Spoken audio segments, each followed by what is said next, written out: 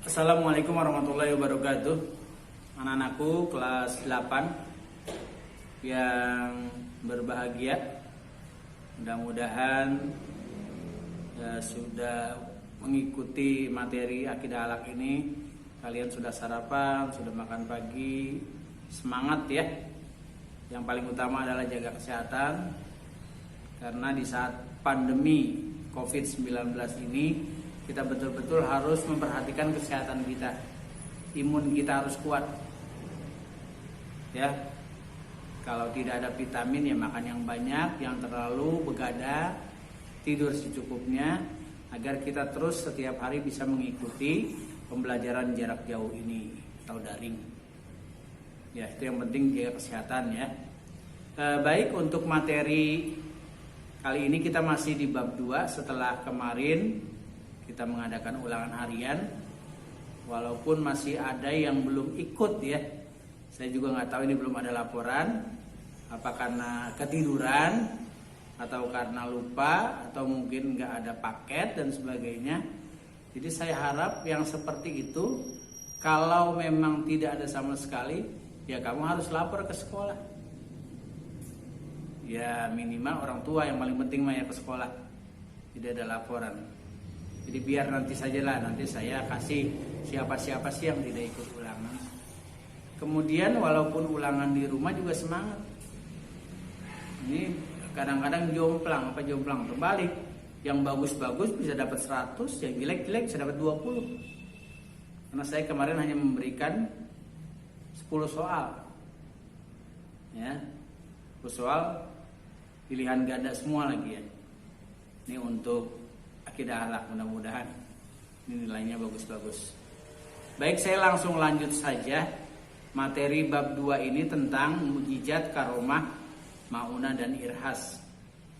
Sedikit kemarin sudah dibahas tentang mukjizat, pengertian mukjizat yang kita mungkin sudah hafal bahwa mukjizat adalah kejadian luar biasa yang memang banyak diberikan kepada nabi dan rasul ya.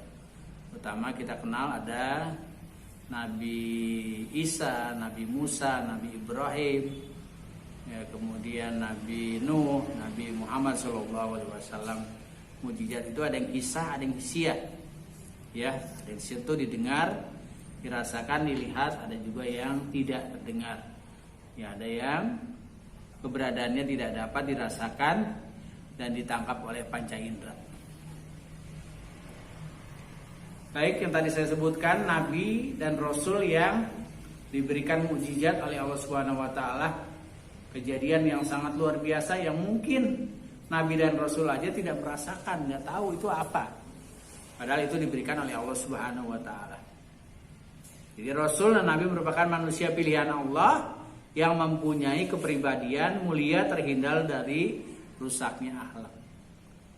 Nabi kita sendiri, Nabi Muhammad diutus ke dunia untuk menyempurnakan akhlak. Innama bu'istu liutamima makarimal akhlak.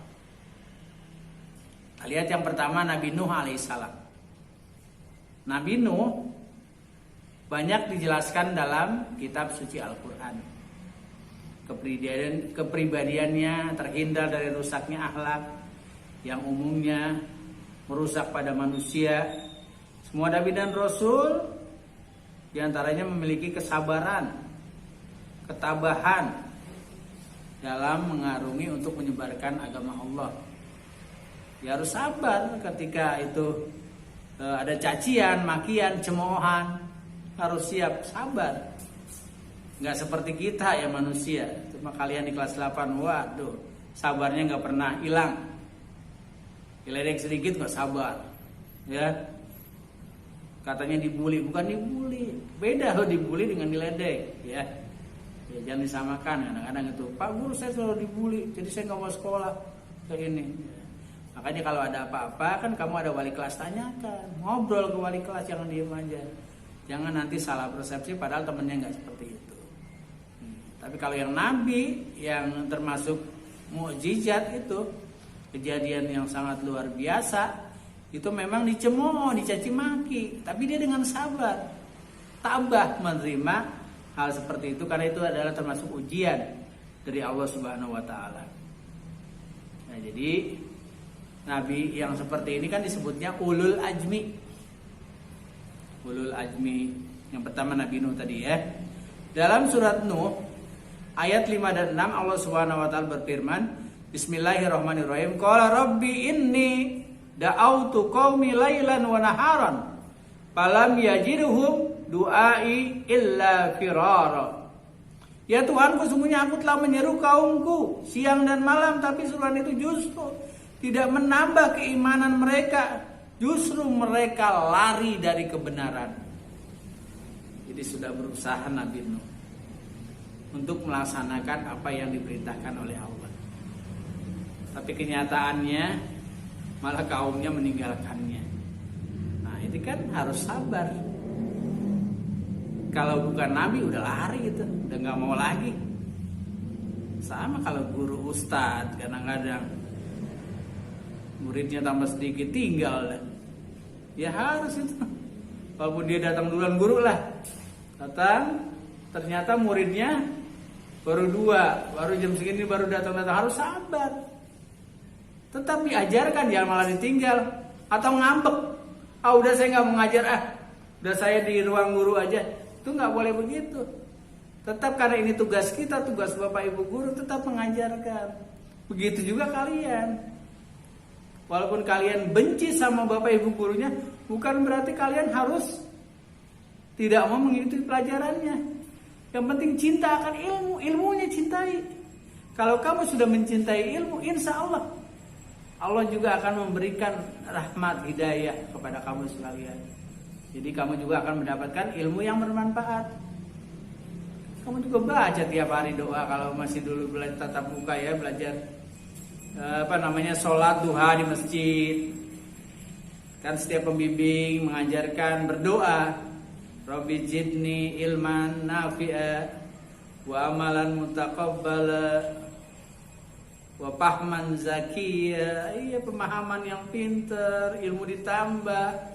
Insya Allah kalau kita mengikuti pelajaran materi yang diajarkan oleh Bapak Ibu guru, baik itu pelajaran ilmu agama maupun ilmu umum, insya Allah akan berkah. Ilmunya juga nambah, ilmunya juga akan bermanfaat. Itu yang paling utama. Ya, ini salah satu contoh saja dari kisah Nabi Nuh alaihissalam.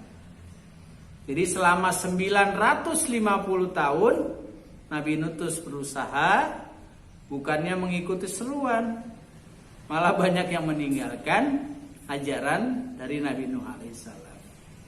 Bahkan mereka mengejek, mencemooh, ya. Apalagi golongan pemuka masyarakat, mereka menganggap Nabi Nuh sebagai golongan paling bawah, nggak ada apa-apanya. Ya. Kalau sekarang kan ada golongan atas, golongan orang kaya, golongan orang miskin. Kadang-kadang kalau ada undangan orang kaya, maunya undangnya orang kaya aja. Ngapain undang orang miskin, percuma datang doang ngabisin makanan. Duitnya nggak ngasih, nggak boleh begitu. Justru dia banyak mendoakan kita. Orang miskin kita undang, dia banyak mendoakan kita. Iya, makanya sekarang kan mulai kita lihat dia banyak artis dan sebagainya ngundang anak-anak yatim. Ya itu diteruskan, hal-hal yang baik diteruskan. Ya itu Nabi Nuh dulu begitu, dicemooh, dianggap dia anak golongan bawah, nggak pantas sama pemuka masyarakat bercampur itu. Apalagi dia sampai mengajarkan ajaran yang mungkin mereka anggap itu ajaran yang baru. Nabi Nuh tetap sabar. Saat ketika ejekan kaumnya sudah melampaui batas, bahkan menentang azab Allah. Nabi ini kalau benar-benar kamu nabi, ya panggil Tuhanmu. Coba ajab saya. Ya. Kalau kamu bisa, seberapa sih jauhnya kamu bisa? Saya akan hadapi apa yang memang kamu bisa. Ya, seperti itu ditantang Nabi Nuh alaihissalam. Karena itu turun firman Allah dalam surat Hud ayat 37. Bismillahirrahmanirrahim. Wasna'il fulka bi'ayunina wa wahyina wa la tukhatibni fil ladzina zalamu innahum mughraqun. Dan buatlah bahtera perahu, pengawasan petunjuk Allah. Jangan kamu bicarakan dengan aku tentang orang-orang yang zalim, sungguhnya mereka akan tenggelam. Disuruh buat itu apa perahu. oleh Allah Subhanahu wa taala. Jadi Nabi Nuh melaksanakan perintah Allah, semangat, dibantu sedikit pengikutnya, beliau membuat perahu tersebut, terus memohon kepada Allah sampai tiba saatnya perahu tersebut selesai dibuat dan semua pengikut Nabi Nuh naik, semua jenis binatang ya telah menaiki perahu. Allah Subhanahu wa taala menimpakan azab yang sangat dahsyat. Termasuk siapa? Termasuk anaknya sendiri yang bernama Kan'an, tidak mau ikut perahu. Dia memang termasuk orang yang zalim, tidak mau mengikuti perintah ayahnya. Dia kata dia masih sanggup bisa naik kemana, ke gunung atau ke pohon yang lebih tinggi. Nggak bakal itu nanti menimpa dirinya. Ya, dia merasa seperti itu. Ya, jadi akhirnya kan terjadi air bah. Ya, semuanya tidak ada yang tersisa, semuanya mati. Yang mengenai kisah itu, ini bisa kita ambil manfaatnya. Jangan kita bersifat sombong. Ya. Jangan kita di bumi ini menganggap kita ini paling hebat, kita ini paling pintar, kita ini di kelas 8 sok-sokan.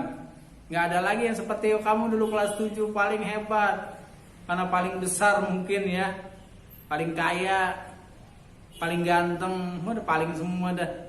Akhirnya apa? Banyak melupakan. Dia merasa lupa pada Allah dan dia merasa dirinya paling hebat, paling benar. Ya, ini baru satu kisah saja ya. Karena di Ulul Azmi itu ada 5 nabi dan rasul, termasuk nabi kita Nabi Muhammad SAW. Dan ini baru Nabi Nuh. Nanti ada Nabi Ibrahim, Nabi Isa, Nabi Musa, dan Nabi kita Nabi Muhammad SAW. Ini saja yang saya sampaikan. Mudah-mudahan sedikit ini bermanfaat. Jadi saya hanya minta ini tugasnya tulis saja surat Hud 5 ayat sama terjemahnya. 5 ayat dari ayat 1 sampai ayat 5 ya. Saja yang saya tugaskan pada kalian. Kalau sudah langsung aja ya kirim ke WA saya. Ya, billahi taufiq wal hidayah, dan tetap semangat untuk belajar, jangan kendor ya, gaspol untuk belajar ini. Ya, karena dikit lagi kalian akan menghadapi PTS. Jangan malah tidur terus. Ya. Iya, kalau didampingi orang tua jangan kamu kabur. Jadi orang tua yang mengerjakan. Ya, nggak apa-apa lah kerjasama biar orang tuanya bangunin atau merhatiin anaknya dan kemana-mana selama PJJ. Ya. Kalau siang nggak apa-apa dah, emang udah nggak ada PJJ. Tapi kalau dari pagi siap, orang tua juga harus siap mendampingi anak-anaknya. Billahi taufiq wal hidayah. Assalamualaikum warahmatullahi wabarakatuh.